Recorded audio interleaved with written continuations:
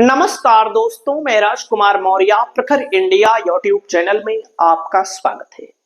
इस वीडियो में आप सभी साथियों को बताने जा रहे हैं बिहार की 243 विधानसभा सीटों का सबसे सटीक सर्वे। इस सर्वे के मुताबिक किस पार्टी को किस जिले में कितनी सीट पर बढ़त है और कौन कौन सी सीट पर बढ़त है।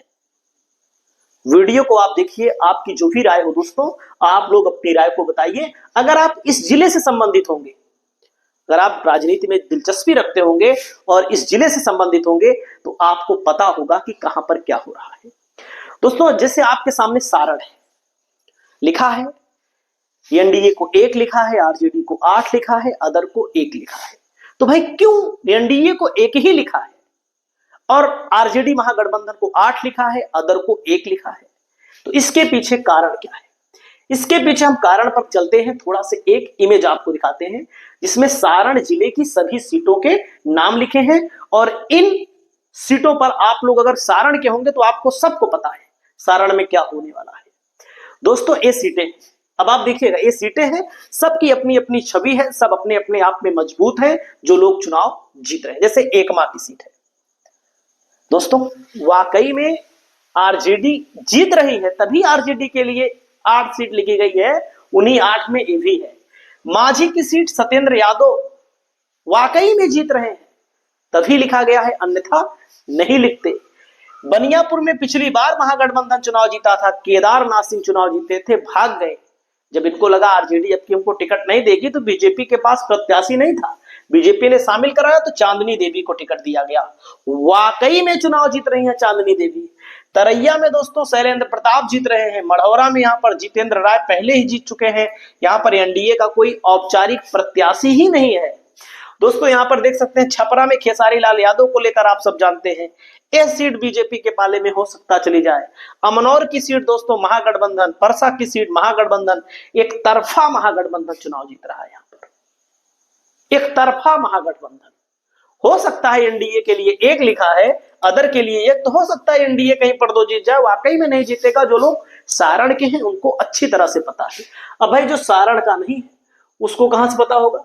उसको नहीं पता है, तो वही लिए मैं आपको सही सही यहाँ पर जानकारी दे रहा हूं और इस जानकारी को लेकर आपकी क्या राय है कमेंट जरूर करिए। भोजपुर में आप देखिएगा, भोजपुर में दोस्तों 7 सीटें हैं, एनडीए को 1, आरजेडी को 6 सीटें मिल रही हैं। इसका भी आंकड़ा हम आपको बता सकते हैं, भोजपुर में कौन सी सीट पर कौन जीत रहा है।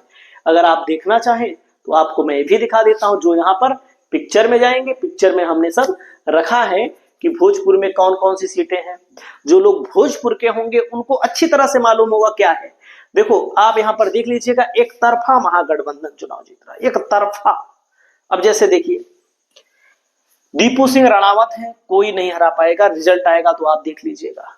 अशोक कुमार सिंह यहाँ पर 3000 से पिछली बार आरजेडी हारी थी, इसलिए टिकट बदल दिया आपकी बार। कयामुद्दीन अंसारी 3000 से हारे थे भारतीय कम्युनिस्ट पार्टी माले से। शिव प्रकाश रंजन चुनाव जीत रहे हैं, मदन सिंह चुनाव जीत रहे हैं। यहीं पर थोड़ी लड़ाई है, बाकी सभी सीटें महागठबंधन वाकई में चुनाव जीत रहा है। अगर जीत रहा है तो मैं बता रहा हूं, हो सकता है, मैं एक बात स्पष्ट तौर पर बताऊं, हो सकता है 1-2 सीटों पर मामला हमारा गलत भी हो सकता है। 6 लिखा है, 5 ही मिले, वो बात अलग है। दोस्तों, समस्तीपुर में 10 सीटें हैं, 3 एनडीए को, 7 आरजेडी को मिल रही है। अब ज्यादा डिटेल नहीं बताएंगे।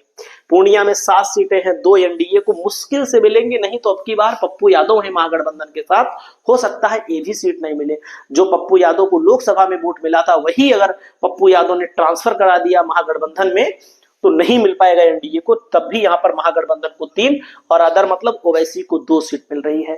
अगला जिला आता है मुजफ्फरपुर की, 11 में एनडीए को 2, आरजेडी को 9 सीट मिल रही है। अगला आता है 243 में खगड़िया में दोस्तों 4 सीट है, एनडीए को मुश्किल से 1 मिलेगी, नहीं तो महागठबंधन निकाल लेगा 3 सीट। बांका में बीजेपी एनडीए को 2 सीट, आरजेडी को 3 सीट मिल रही है। भागलपुर में महागठबंधन को 3 सीट, आरजेडी गठबंधन यानी एनडीए दोनों को 3-3 सीट। नालंदा में 6 लिखा है दोस्तों, 7 सीट है, यहाँ पर गलती हो गई है लिखने वाले में। यहाँ पर मुश्किल से बीजेपी को 3 मिलेगी, महागठबंधन को 4 सीट तय है दोस्तों। आप रिजल्ट आएगा तो निकाल लीजिएगा, जिसमें नालंदा की सीट है, अस्थमा की सीट है। अब एक एक सीट के बारे में हम आपको बताएंगे तो टाइम लग जाएगा, इसीलिए एक और दिखा देते हैं। 7 सीट है, कहीं कहीं पर लिखने में दिक्कतें हो जाती है, लिखने वाले को देते हैं तो एकाध भूल जाता है। दोस्तों देख सकते हैं जो लोग जुड़े हैं, जो लोग यहाँ के हैं, उन सबको पता है कि यहाँ पर महागठबंधन कहाँ कहाँ बहुत आगे है। 4 सीट मैंने बोला यहाँ पर महागठबंधन की, 1 सीटें जीतेगी, 1 सीटें जीतेगी, ये भी जीतेगी। यहाँ पर मुश्किल है थोड़ा से चुनाव जीतना, लड़ाई है। ये सीट पिछली बार 12 वोटों से महागठबंधन हारा था, ये सीट तो 100% जीतेगी। निर्दलीय 50,000 वोट पाए थे, ये सभी सीटें महागठबंधन जीतने के लायक है। कितनी इच्छा मैंने बताई, लेकिन वहां पर कितना लिखा गया, 4 सीटें। जो लोग इस जिले के हैं उनको पता होगा महागठबंधन कितनी मजबूत पोजीशन पर है।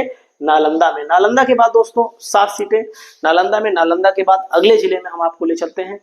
अगले जिले में अगर आप चलेंगे तो यहाँ पर आपको अगला जिला मिलेगा शेखपुरा में 2 सीटें हैं, एनडीए को 1 सीट मिल रही है, आरजेडी महागठबंधन को 1 सीट मिल रही है, बराबर का मुकाबला हो सकता है।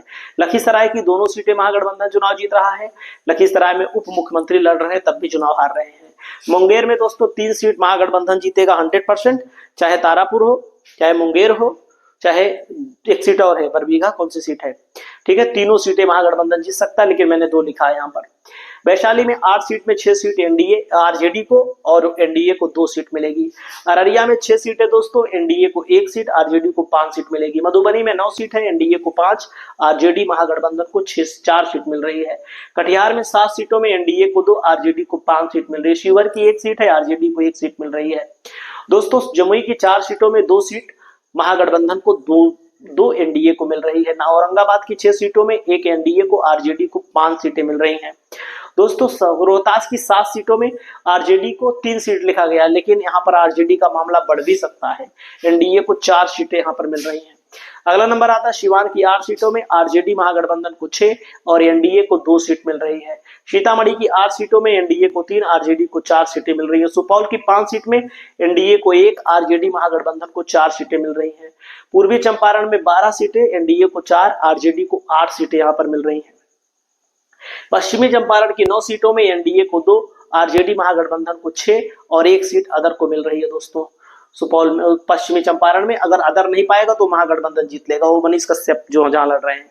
जहानाबाद की 3 सीट है दोस्तों, जहानाबाद, मखदुमपुर, घोसी, तीनों की तीनों सीटें महागठबंधन के पाले में आ रही हैं। अरवल और कुर्था दोनों महागठबंधन चुनाव जीत रहा है दोस्तों। नवादा की 5 सीटें हैं, हो सकता है महागठबंधन क्लीन स्वीप कर जाए यहाँ पर एक तरफा, लेकिन कोई बात नहीं है, महागठबंधन 1 सीट मान लीजिए हार, 4 जीत। बक्सर में 4 सीट है, 1 एनडीए जीत सकता है, 3 पक्का है महागठबंधन के लिए। अगला है कैमूर की 4 सीटों में एनडीए को कोई सीट नहीं, आरजेडी को 3 सीट, अदर को 1 सीट, अदर का मतलब बहुजन समाज पार्टी यहाँ पर बड़ी निर्णायक है।